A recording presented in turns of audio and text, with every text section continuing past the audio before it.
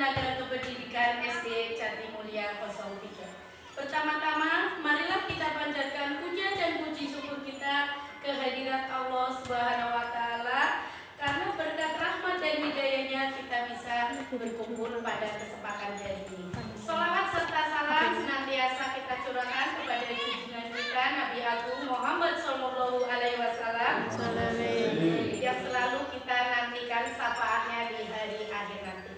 Terima kasih Bapak Ibu semua yang sudah berkenan hadir dalam ruangan ini pada kesempatan saat ini. Saya Ida Herlina SPD CKP Angkatan 7 dari Kabupaten Tegal akan melakukan penyebaran pemahaman apa yang saya peroleh selama mengikuti pendidikan guru penggerak.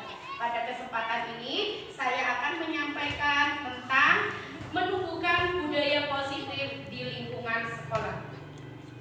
Bapak Ibu semuanya, dalam kesempatan ini capaian belajar yang ingin saya terapkan atau saya sebarkan kepada Bapak Ibu semua, bahwa nanti kita akan memahami konsep budaya positif yang di dalamnya terdapat konsep perubahan paradigma stimulus respon ke dalam teori kontrol dan teori motivasi perilaku manusia, motivasi internal dan eksternal, keyakinan kelas, hukuman dan penghargaan, dan juga 5 kebutuhan dasar manusia, 5 posisi kontrol guru dan segitiga restitusi.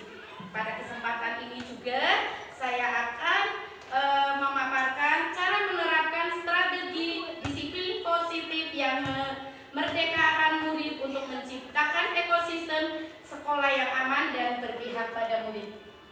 Bapak Ibu semua, berikut ada pertanyaan pemantik. Yang pertama, hukuman dapat mendisiplinkan anak.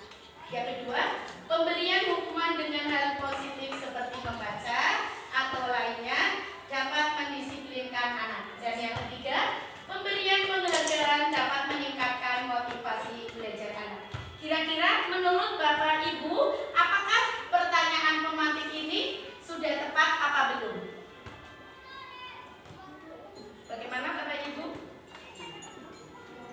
Menurut Bapak Ibu semua, kira-kira hukuman dapat mendisiplinkan anak. Dengan kita memberikan hukuman, apakah anak akan melakukan disiplin?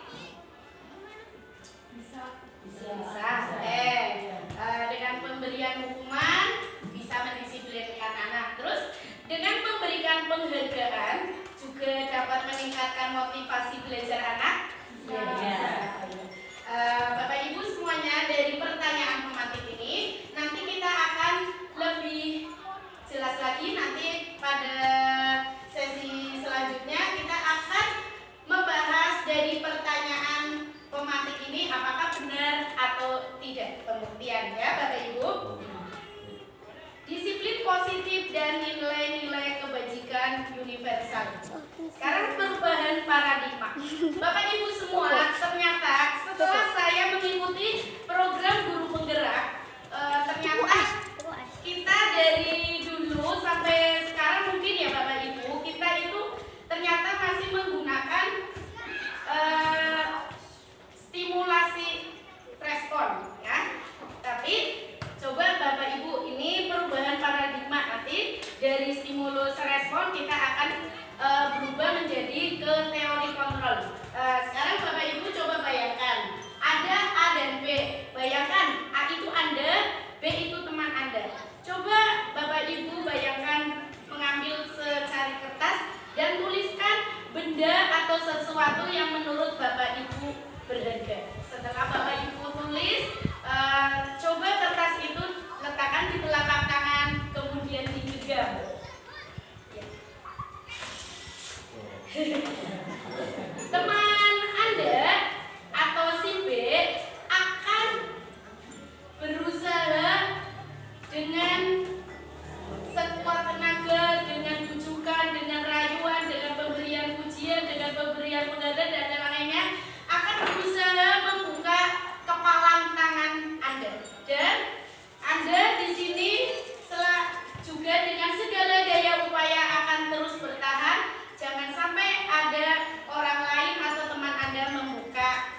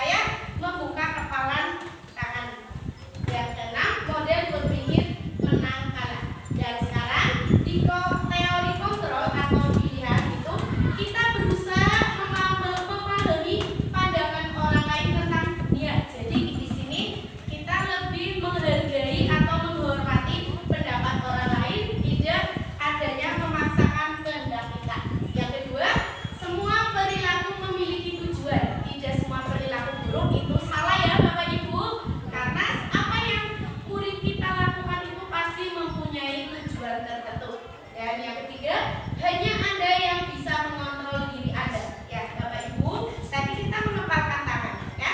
Hanya kita yang bisa mengontrol. Ya, hanya kita yang bisa kapan kita membuka kepalan tangan, kapan kita akan menutupnya lagi. Dan yang kelima, kolaborasi dan konsekuensi menciptakan pilihan-pilihan baru. Dengan kita berkolaborasi, konsekuensi, kita akan menciptakan pilihan-pilihan baru. Dan yang keenam, model berpikir menang-menang. Demikian Bapak Ibu Guru tentang paradigma perubahan dari stimulus respon ke teori kontrol. Apakah makna disiplin? Di sini disiplin berasal dari bahasa Latin yaitu disciplina yang artinya belajar. Makna asal dari kata ini berkonotasi dengan disiplin diri dari murid-murid Socrates dan Plato. Disiplin diri membuat orang lain menggali potensinya menuju sebuah tujuan apa yang dihargai. Namun dalam budaya kita, makna kata disiplin telah berubah menjadi sesuatu yang dilakukan seseorang pada orang lain untuk mendapatkan kepatuhan. Kecenderungan umum adalah menghubung kata disiplin dengan ketidaknyamanan, bukan dengan apa yang kita hargai atau pencapaian suatu tujuan yang mulia. Nilai kebajikan universal. Bapak Ibu semua, mungkin kita sering mendengar kata atau kalimat nilai kebajikan universal. Nilai-nilai kebajikan ini adalah sifat-sifat positif manusia yang merupakan tujuan mulia yang ingin dicapai oleh setiap individu. Nilai-nilai tersebut bersifat universal, lintas suku bangsa, agama maupun latar belakang. Bapak Ibu semua, setiap perilaku atau perubahan memiliki suatu tujuan. Jadi tadi seperti yang anak melakukan tindakan atau kesalahan, mereka mempunyai tujuan tertentu. Dengan mengaitkan nilai-nilai kebajikan yang diyakini seseorang, maka motivasi intrinsiknya akan terbangun sehingga menggerakkan motivasi dari dalam untuk dapat mencapai tujuan mulia yang diinginkan, ya Bapak Ibu. Sementara ini yang kita sering temui, siswa kita atau murid kita itu mendapatkan motivasi itu eksternal, tadi lewat penghargaan, lewat hukuman itu. Sekarang teori motivasi, hukuman, penghargaan, dan restitusi. Teori motivasi perilaku manusia. Ada 3 Bapak Ibu semua motivasi murid kita, yaitu ada yang motivasi eksternal, 2 juga masih eksternal, yang ketiga motivasi internal. Motivasi internal inilah yang akan menuntun atau mengajak murid-murid kita untuk mencapai tujuan disiplin positif. Contohnya motivasi eksternal yaitu untuk menghindari ketidaknyamanan atau hukuman, apa yang akan terjadi apabila saya tidak melakukannya. Maka karena takut dihukum, maka anak akan mematuhi atau disiplin terhadap peraturan yang diterapkan. Faktor eksternal lagi untuk mendapatkan imbalan atau penghargaan dari orang lain, misalnya dapat pujian dari guru, maka mereka akan melakukan suatu hal yang menurut mereka nanti akan mendapatkan penghargaan. Tapi itu motivasi masih dari luar, ya Bapak Ibu.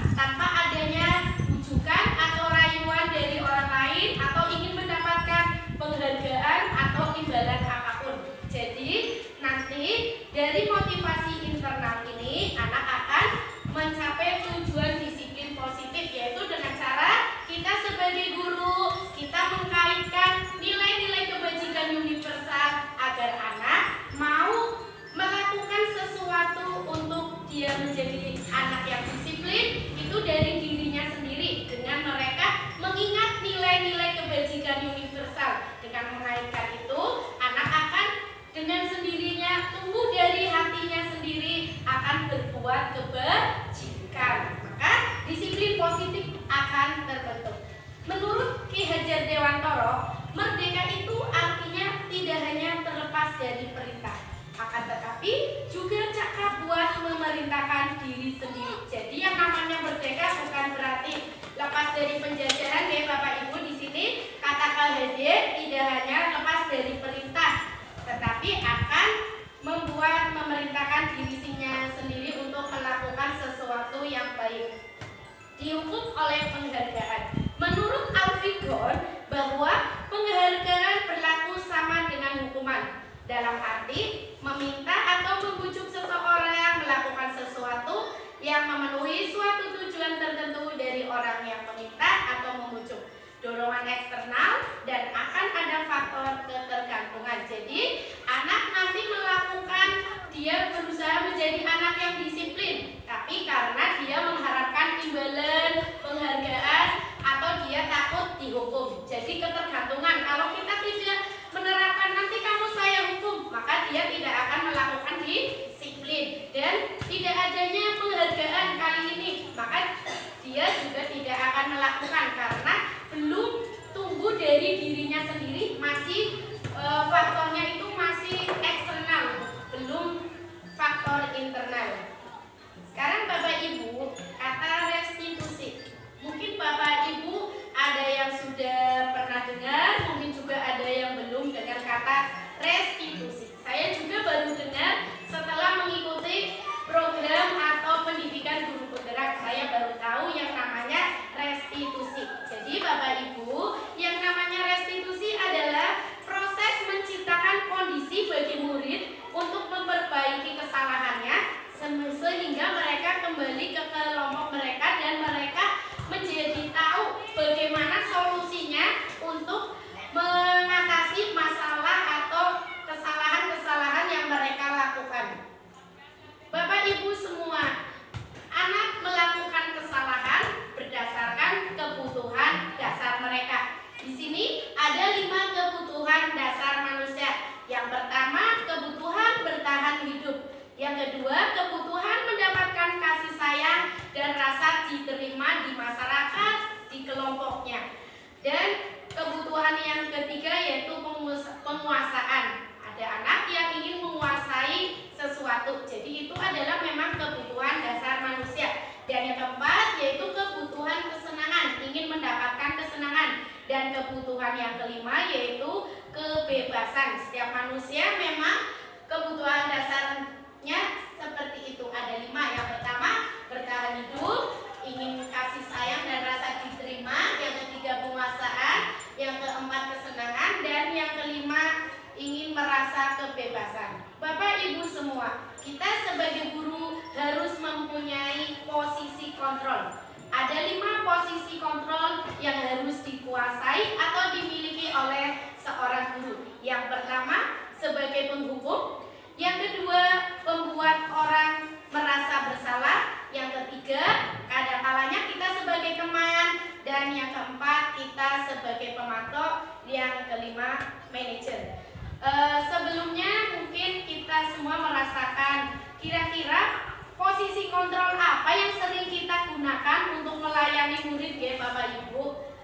Tapi saya lihat di SD kita, SD Jatimulya 3, walaupun kita tadinya tidak tahu sebelum adanya program guru penggerak, tapi di sekolah kita sudah mendekati posisi yang kelima, yaitu sebagai manajer. Terbukti saat ada siswa kita yang melakukan kesalahan atau menyimpang dari aturan atau keyakinan kelas, kesepakatan yang disepakati sekolah atau kelas, kita berusaha melayani mereka dengan tidak marah.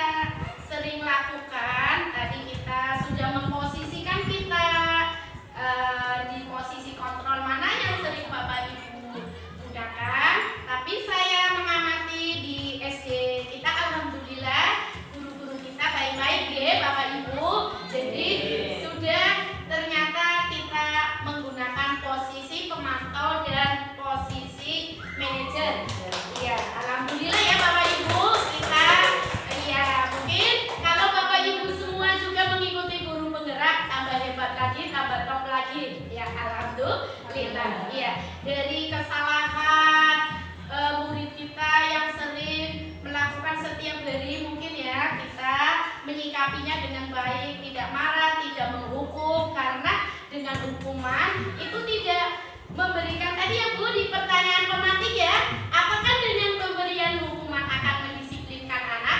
Justru dari hukuman itu akan membuat anak ketergantungan ya Bapak Ibu. Itu berarti dari faktor eksternal, karena takut, merasa tidak nyaman dan ingin dihukum, tidak ingin dihukum, jadi mereka mematuhi peraturan sehingga mereka disiplin. Berarti terpaksa ya Bapak Ibu? Iya, berarti belum muncul dari dirinya sendiri. Iya, betul sekali tadi. Pemberian penghargaan, hadiah atau imbalan juga ya, belum membuat anak disiplin dari dirinya sendiri, masih faktor eksternal.